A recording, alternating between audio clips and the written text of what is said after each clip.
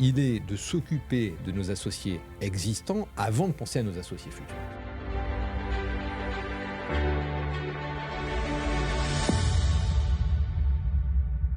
Bonjour à tous et bienvenue dans cette nouvelle vidéo Louvainvest. Aujourd'hui, nous allons parler d'un grand renouveau de la gamme de chez Parev Gestion avec Mathieu Navarre, directeur du développement. Et pour ne rien rater de nos actualités SCPI, n'oubliez pas de vous abonner. Merci. Bonjour à tous. Aujourd'hui, j'ai la chance de retrouver Mathieu Navarre. Bonjour Mathieu. Bonjour Clément. Tu es le directeur du développement de Parev Gestion. Et pour la petite histoire, une de tes SCPI, Novapia Résidentielle, est la toute première SCPI que nous avions vendue à Louvre lors de notre lancement. Et merci de cette confiance. Et je suis ravi du coup de pouvoir en parler aujourd'hui avec toi. Peut-être pour commencer, pour présenter à nos auditeurs, est-ce que tu pourrais nous présenter la société de gestion Parev ? Bien sûr, Parev Gestion, puisque nous sommes une filiale d'un groupe. Nous existons depuis un petit peu plus de 30 ans maintenant. On a été créé en 91. Et pour faire très simple, nous gérons pour le compte de 24 000 associés 5 SCPI qui représentent globalement un petit peu plus de 2 milliards d'euros qui nous ont été confiés en épargne. Du coup, pour revenir un petit peu sur ces 5 SCPI, est-ce que tu pourrais rentrer un peu en détail dans la gamme ? Vous l'avez également rénovée récemment. Donc, quelle est aujourd'hui la gamme Parev Gestion ? Oui, il y a eu beaucoup d'annonces début du mois de septembre 2024, effectivement, avec de nouveaux noms qui ont fleuri, que peut-être certains de nos auditeurs retrouveront ou découvriront. Nous gérons 5 fonds, 5 SCPI. Les deux premières, Novapia 1 et Novapia Résidentielle, que tu évoquais en préambule. Et puis 3 SCPI, nos Parev Exa, Parev Prima et Parev Evo. Et ce sont ces dénominations qui ont été finalement communiquées, nouvelles dénominations qui ont été communiquées début septembre et qui résultent de choix stratégiques relativement majeurs qu'on a opérés cette année. Et alors du coup, pour rentrer justement dans le détail, alors peut-être on peut commencer par les deux historiques, Novapia 1, Novapia Résidentielle. Que font-elles ces SCPI et du coup, pourquoi ne font-elles pas partie de ce rebranding ou cette nouvelle dénomination ? Alors je pense que c'est une question absolument essentielle. On ne pouvait pas adresser de la même manière nos cinq fonds, pour plusieurs raisons. D'abord parce qu'ils n'ont pas forcément les mêmes fondamentaux de marché, ils n'ont pas forcément réagi de la même manière ces dernières années, non pas sur les valeurs, puisque aucune de nos SCPI n'a eu à souffrir de baisse de prix de part, et on a à nouveau communiqué sur un maintien des prix de part début septembre 2024, mais c'était relatif à la situation de liquidité des fonds. Je pense qu'il faut l'évoquer. Sur Novapia 1 comme sur Novapia Résidentielle, nous avons hérité historiquement d'expositions institutionnelles plutôt fortes. Alors, institutionnelles de tout genre. Un institutionnel, ça peut être un assureur, c'est-à-dire lorsqu'une personne détient une SCPI dans son contrat d'assurance vie, ça peut être des institutionnels qui ont acheté pour placer leur trésorerie. Et nous avons eu à faire face à certains retraits institutionnels. Alors je crois qu'il faut mettre les pieds dans le plat et se dire ces retraits étaient assez irrationnels pour certains. Mais cela a eu un impact sur la liquidité des deux fonds. Et notre rôle de société de gestion est très simple et on y reviendra plusieurs fois, je pense, dans cet échange. Il est de s'occuper de nos associés existants avant de penser à nos associés futurs. Et là, il aurait été peut-être malvenu, et en tout cas, ce n'était pas du tout propice de réadresser commercialement des fonds qui ont des sujets de liquidité. Donc on doit d'abord adresser ces sujets de liquidité, trouver des solutions. Ces solutions, on les a d'ailleurs fait voter en Assemblée Générale entre juin et juillet 2024. Et une fois qu'on aura géré ça, et mais effectivement, ce sont des fonds qui ont des fondamentaux qui sont extrêmement solides, qui ont un historique. L'une a été créée en 96, l'autre en 97. La résidentielle est plutôt majeure sur son marché, avec un parc tout à fait exceptionnel, quasiment 700 appartements parisiens. Ce sont des fonds qui sauront retrouver leur marché. Mais la première étape, c'est de solutionner la liquidité des fonds. Et alors, tu nous parlais du problème des institutionnels. Est-ce que alors peut-être pas la stat exacte, parce qu'elle peut être difficile à avoir comme ça de tête, mais en gros, on parle de quoi ? C'est 90% des retraits qui sont des instits. Comment ça se passe ? Alors, on peut se le dire. Alors, je distinguerai les deux fonds quand même. C'est-à-dire que sur Novapia Résidentielle, j'ai effectivement pas loin de 90% du carnet d'ordre en attente, c'est-à-dire en nombre de parts en attente d'ordre institutionnel, et porté sur quelques têtes, à peine qu'on compte sur une main. Donc c'est très très important. Lorsque j'ai 160 associés, mais sur quasiment 3500 qui composent finalement les épargnants qui sont sur Novapia Résidentielle, donc c'est assez faible en nombre d'associés, mais c'est tout à fait imposant finalement en proportion d'institutionnels. Novapia 1 a une situation quasi équivalente avec des institutionnels qui sont vraiment dans le carnet et qui bloquent complètement les sorties, il faut le dire, mais avec une proportion peut-être plus équilibrée, 60-40 globalement. D'accord. Et donc du coup, par rapport à ça, tu nous parlais de solutions, sans rentrer peut-être dans tous les détails. Je crois que c'est encore des choses qui sont à déterminer. Néanmoins, pour les auditeurs, est-ce que ce sont des mécanismes que vous allez mettre en place d'ici la fin de l'année, d'ici peut-être 2025? Ce sont des À quelle sujets, échéance sujets penses-tu? immédiats. Ce sont des D'accord. sujets immédiats.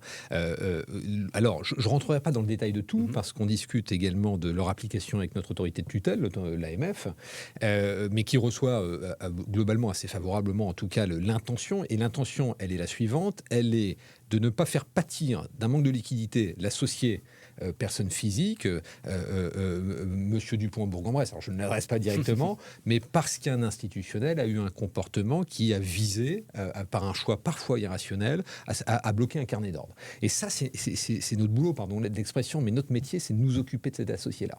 Donc, ce sont des mesures qui ont été passées, qui ont été votées, reçues en Assemblée générale, qui visent le traitement du fonds de remboursement. Enfin, un fonds de remboursement, c'est quoi?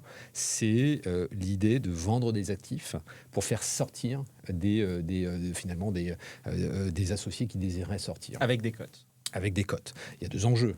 Il y a bien vendre à la valeur d'expertise, au-dessus de la valeur comptable. Alors ça, quand on est sur des fonds un peu plus anciens, c'est plus évident, mais en tout cas au-dessus des valeurs d'expertise. Ne pas brader les bijoux de la mariée, si on dit de cette manière. Et puis, il y a traiter ce fonds de remboursement. Je n'entrerai pas dans plus de détails, mais l'idée est vraiment la suivante. Elle est d'arriver très vite à l'associé personne physique qui, lui, a besoin de sortir. Puis, il y a d'autres mécanismes qui sont un petit peu plus je dirais, d'importance dans les choix de gestion qui correspondraient parfois à suspendre la variabilité. On n'y est pas. Première étape, nous exécutons le plan d'arbitrage sur des actifs et en les vendant à bon prix pour ne pas desservir les associés qui souhaitent rester également. On fait sortir. On l'adresse de la manière dont je le décrivais. Et puis, il y a d'autres mécanismes, effectivement, comme je l'évoque, qui pourront être mis en place ensuite. Les associés doivent s'attendre à peut-être des nouvelles par rapport à ça assez rapidement. Oui, très rapidement. C'est énormément de temps passé dessus. Et nous cherchons des solutions et nous leur apporterons des solutions. C'est notre métier premier. Alors du coup, peut-être pour revenir maintenant sur cette nouvelle gamme, les auditeurs connaissaient peut-être les anciennes SCPI, enfin les anciennes. L'ancien nom de ces SCPI, Interpierre France, Interpierre Europe Centrale, Novapierre Allemagne, Novapierre Allemagne 2. D'ailleurs, il y en avait 4, il n'y en a plus que 3. Exactement. Alors, qu'est-ce qui s'est passé? Et raconte-nous un peu les stratégies de ces 3 SCPI. Alors, aucune n'a disparu. Je tiens quand même à rassurer tout le monde. Oui, pardon, tu as raison de le souligner. Aucune n'a disparu. Néanmoins, alors d'abord, elles avaient des fondamentaux qui étaient tout à fait différents des deux qu'on a cités, Novapierre Résidentiel et Novapierre 1. Effectivement, nous avions Interpierre France, Novapierre Allemagne, Novapierre Allemagne 2 et Interpierre Europe Centrale. L'idée est la suivante, c'est qu'on commence à y voir beaucoup plus clair sur le marché des SCPI. Nous savons désormais, on arrive aux premières baisses de taux directeurs, nous savons désormais les classes d'actifs qui ont largement pâti, qui continueront à pâtir globalement de baisse, et c'est une surprise pour personne. On y voit plus clair et le temps de la démonstration finalement est derrière nous. Nos prix de part n'ont pas bougé. Nos taux de distribution ont été en haut sur ces 5 dernières années et c'est un cap que nous continuerons à garder. Nous avons des expositions sur ces fonds que j'ai cités, très faibles, institutionnelles. Donc pas du tout les mêmes situations que Novapierre 1 et Novapierre Résidentiel. Et donc c'était le moment de réadresser ces fonds pour capter le nouveau cycle qui s'ouvre. On entend beaucoup parler de nouveaux cycles immobiliers. Le choix qu'on a fait, qui était très fort chez Parev Gestion, c'est de ne pas lancer de nouvelles SCPI. On aurait pu le faire, lancer une SCPI diversifiée, ultra-opportuniste, qui afficherait un taux de distribution extrêmement attractif. Mais je rappelle que, et c'est dans notre ADN, notre métier. Premier, c'est de s'occuper des associés qui sont dans nos fonds. Et s'occuper d'eux, leur rendre service, lorsqu'ils nous ont fait confiance il y a 10 ans, c'est continuer à faire évoluer les fonds, c'est faire évoluer les stratégies d'investissement, c'est les adapter lorsque le cycle évolue. Paref Exa, qui succède donc à Interpierre France, est un fonds qui est quasiment trentenaire, qui a déjà eu 2 vies par le passé, une première assez méconnue à l'étranger en 91. Je ne savais pas, effectivement. C'est la première SCPI de l'histoire à avoir été investie finalement à l'étranger. Rapatriement des fonds 2006-2007, la première à investir à ce moment-là sur des locaux d'activité et de la logistique, deuxième vie, et puis on lui offre sa troisième vie. Alors c'est un fonds qui a plusieurs caractéristiques. Elle est aujourd'hui classifiée bureau, mais en réalité, elle a une juste proportion entre bureaux, locaux d'activité, logistique. L'idée, c'était d'ouvrir la capacité dans les stratégies d'investissement, donc on l'a fait voter à nos associés, c'est inscrit sur les notes d'information, d'aller acheter autre chose. D'aller acheter des crèches, d'aller acheter de l'hôtellerie, pourquoi pas. Des classes d'actifs qui se révèlent et lorsqu'on regarde finalement les grandes tendances qui se dessinent en 2024, retrouver des primes de risque intéressantes, des rendements qui sont intéressants, et puis d'un point de vue général, sont relatifs pour les fonds. Donc tout ça en France, d'où le nom EXA d'ailleurs. Alors absolument, elle reste en France, d'où le nom EXA, première caractéristique, et puis on a une capitalisation de 245 millions d'euros, donc elle a un formidable couple finalement entre capacité de croissance encore extrêmement présente et évolutive, mais sur une assise extrêmement forte de revenus qui par ailleurs sont à 30% liés à des locataires étatiques et 70% si j'ajoute l'énergie, la sécurité et tout ce qui est lié au fonctionnement national. Donc on avait un socle solide, des valeurs qui ont résisté, une performance qui est au rendez-vous et qui va croître en 2024. On sera entre 5,80 et 6,10%. Et donc, c'était le moment de lui faire prendre un nouveau virage, l'ouvrir en matière de classe d'actifs. Et donc, ParefEXA sera un peu plus diversifié. On va continuer à la faire croître. Opportuniste, on pourrait presque dire, ou juste diversifié? Alors, opportuniste, oui, mais pas seulement opportuniste, parce que le seul opportunisme, finalement, n'est pas une stratégie en soi. Mais opportuniste, parce qu'on ira saisir les classes d'actifs qui s'avéreront, en tout cas, intéressantes lorsqu'elles se présenteront. On a aujourd'hui énormément de sourcing. En 2023, on a analysé sur le territoire français 1,5 milliard de dossiers sur des moyennes à 17 millions d'euros. La réalité, c'est qu'on voit qu'il y a des choses à faire. Donc, élargissement des stratégies. Et alors, j'en profite parce qu'on est sur ParefEXA, peut-être pour avoir ton opinion, ton avis d'expert. Tu nous parlais à l'instant de la baisse des taux de la Fed. On a vu également la baisse des taux de la BCE.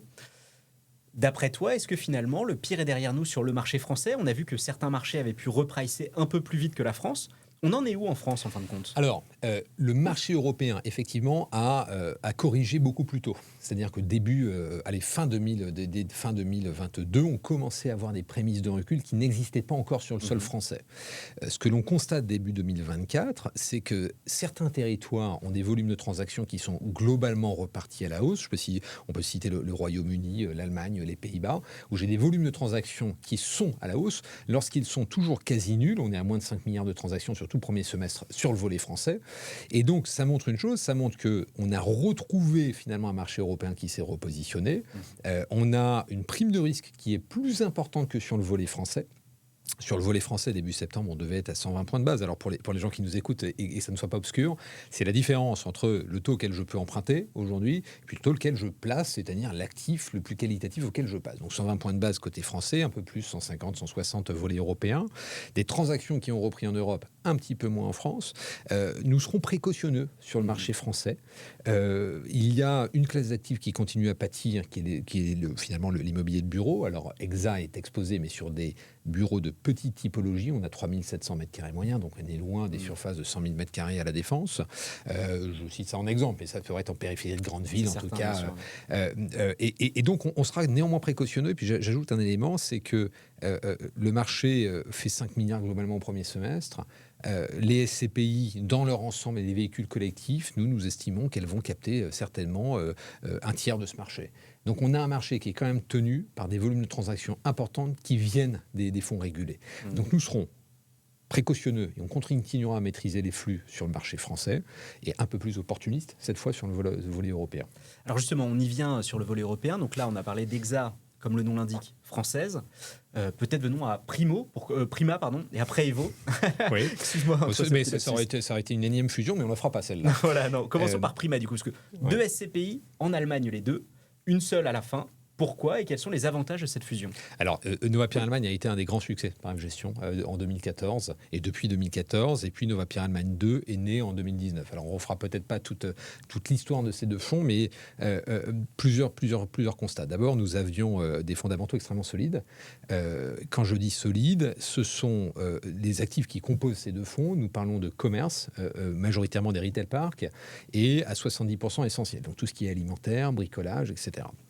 On a eu des taux de recouvrement absolument exceptionnels. On a recouvré 100% des loyers dans le temps, j'entends, mais entre 2020 et 2022. Donc c'est extrêmement important. Les valeurs ont bien résisté. C'est-à-dire que l'Allemagne a très fortement corrigé sur l'année et demie, les 18 mois qui nous précèdent.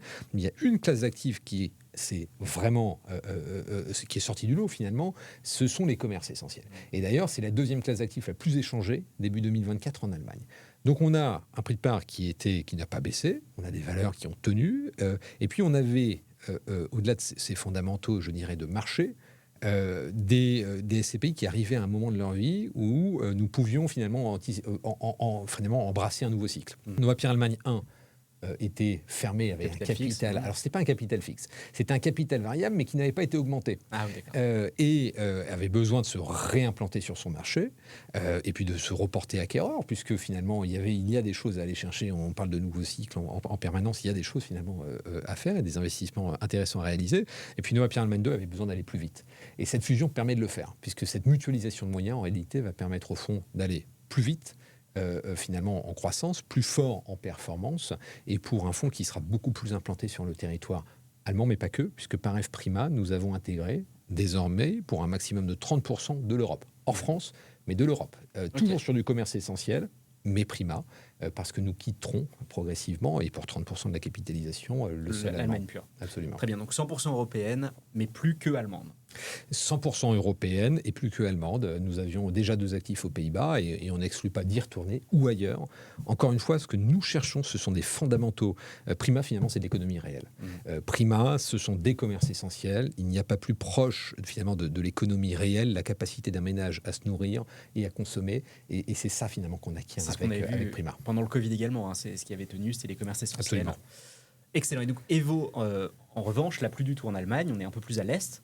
L'ancienne Interpierre Europe centrale. Quid pour cette SCPI? Alors, Evo a finalement eu une croissance qui a été très différente des SCPI naissantes. Elle a encore une capitalisation extrêmement modérée. On est à 42 millions d'euros.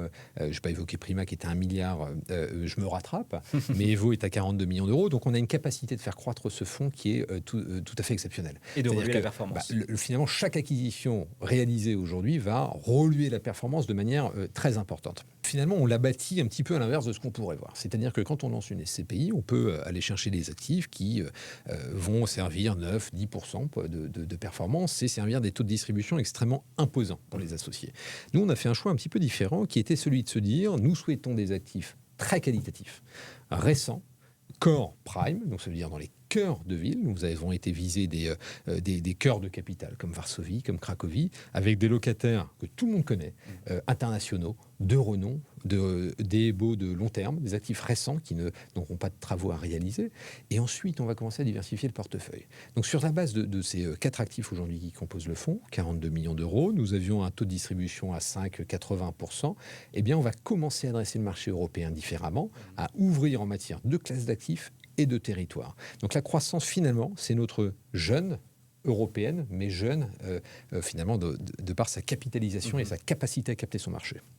Et alors du coup, quand on reprend un petit peu toute cette gamme pour clôturer, est-ce que tu as peut-être encore un tout petit peu tôt dans l'année, là on est en septembre, mais est-ce que tu as déjà des objectifs ou en tout cas des ambitions que tu pourrais partager avec nous? Nova Pierre 1, au-delà de sa situation de liquidité, est un fonds qui continue à très très bien performer puisque nous afficherons un taux de distribution autour de 5% en 2024. Au-dessus de la moyenne. Hein. Au-dessus de la moyenne, et puis sur lequel nous avons des possibilités d'aller plus vite, plus loin et plus fort, mais chaque chose en son temps.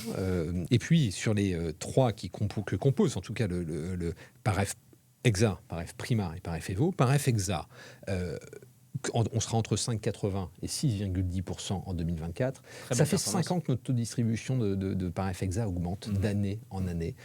C'est le fruit d'énormément de travail d'asset management. C'est le fruit finalement de tout le travail du fund management et c'est une courbe qu'on ne compte pas lâcher. Par F Prima, finalement l'effet de fusion, pour plein de raisons dans lesquelles on ne rentrera pas aujourd'hui, mais va permettre finalement d'aller chercher 5% dès 2024, 5% de taux de distribution dès 2024, lorsque le premier fonds faisait 4,80 et l'autre 4,84. Donc 5% en 2024, et puis avec ambition de le faire croître également.